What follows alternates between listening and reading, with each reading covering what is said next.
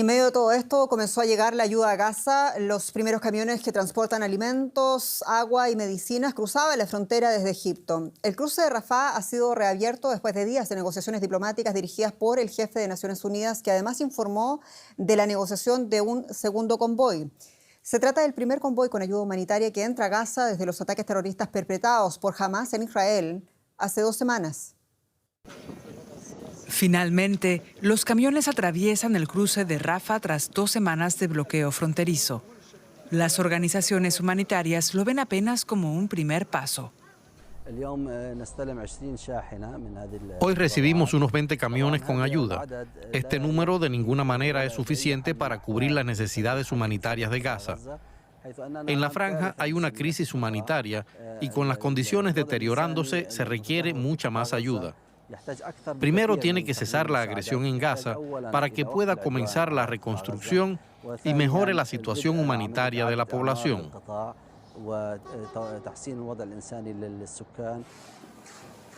En Dubái, voluntarios juntaron alimentos, productos de higiene e insumos médicos para Gaza. Como palestinos que vivimos aquí, nos juntamos para ayudarnos y enviar un mensaje al pueblo de Gaza, diciéndoles que los apoyamos de todo corazón, que rezamos por ellos y que esperamos que les llegue la ayuda si Dios quiere. Los primeros envíos llegaron luego de unas negociaciones diplomáticas maratónicas. Estados Unidos y Naciones Unidas presionaron a Israel y Egipto para lograrlo. En una cumbre en Egipto, el secretario general de Naciones Unidas, Antonio Guterres, exigió que se incremente la ayuda. Ayer fui al paso fronterizo de Rafah y me di cuenta de una paradoja, una catástrofe humanitaria que se desarrolla en tiempo real. Por un lado, cientos de camiones repletos de alimentos y otros suministros esenciales. Por otro, sabemos que al otro lado de la frontera hay 2 millones de personas sin agua, comida, combustible, electricidad ni medicinas. Niños, madres, ancianos y enfermos. Camiones llenos por un lado, estómagos vacíos por el otro. Esos camiones deben moverse de Egipto a Gaza lo antes posible, en grandes números y de manera continuada.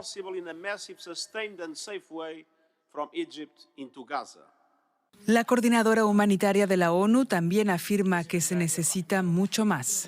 Sí, la ayuda supondrá una diferencia para las pocas personas que la reciban, pero es una gota en un océano. Lo que solicitamos es un aumento continuado de las entregas diarias en los próximos días. Estos 20 camiones son un buen comienzo, pero no son suficientes. Las negociaciones para aumentar la ayuda continúan, pero todavía está por decidir cuándo se alcanzará un acuerdo. Y la periodista Elisabetta Piqué está con nosotros en Jerusalén. Elisabetta, en primer lugar, hemos dicho la ayuda ha comenzado a llegar a Gaza, pero ¿qué se dice hasta ahora del real alcance de toda esa ayuda entre los palestinos de Gaza? Y también, por favor, ¿cómo se asegurarán de la condición de Israel de que las ayudas no lleguen a manos de Hamás? Sí, ¿qué tal? Buenas noches. Como también recordaban ustedes, todos los organismos internacionales humanitarios han definido esta ayuda una gota en el océano. Es totalmente una ayuda ínfima comparada con las necesidades urgentes y desesperadas de más de 2 millones de personas que de hace 2 semanas se encuentran bajo asedio, sin agua, sin medicina, sin medicamentos. Además, en estos primeros 20 camiones, sí, había agua. UNICEF dijo 4.000 botellas de agua que por supuesto no alcanzan. La gente está tomando agua de mar, agua de pozos, que no es, por supuesto, buena para la salud. De hecho, se está temiendo la difusión de enfermedades en la franja de Gaza. La situación sigue siendo totalmente catastrófica. Lo que dicen es que en realidad deberían haber ingresado desde el 7 de octubre, el día del ataque sorpresa de Hamás que generó esta guerra, 7.000 camiones para la asistencia de la gente de Gaza. Y después, bueno, el otro tema que planteabas, que es muy importante, es muy difícil distribuir tan poca ayuda a tanta gente necesitada, y aún más difícil es lo que pide Israel, de que esta ayuda no llegue a los terroristas de Hamás, que todo el mundo sabe que están digamos, escondidos, ocultos entre la gente civil. Así que es un tema, también habrá que ver qué pasa mañana en esta frontera que hoy finalmente se abrió. Y a todo esto, en el otro aspecto de los civiles, los rehenes, Estados Unidos lograba la liberación de 2 rehenes en manos de Hamás. ¿Se sabe algo más de cómo fue la negociación y cuál es la perspectiva también para el resto de todos ellos en poder de Hamás?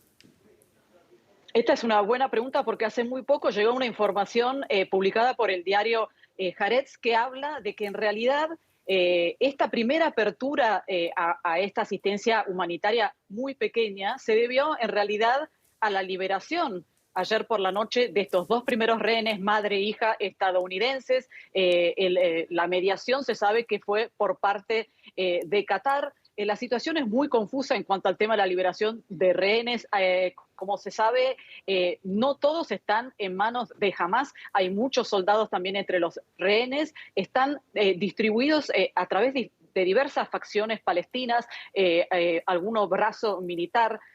Se negocian los rehenes entre ellos y muy importante hoy fue un referente de Hamás que en una conferencia de prensa en el Líbano dijo que no tenían problema en deshacerse lo antes posible de los civiles, pero que en cuanto a la negociación de los soldados capturados, ellos no iban a negociar en absoluto hasta que Israel no dejara esta agresión contra Gaza. Así que, bueno, muy complicada la situación. Elisabetta Piqué, muchas gracias por estas informaciones allá en Jerusalén. Gracias a ustedes.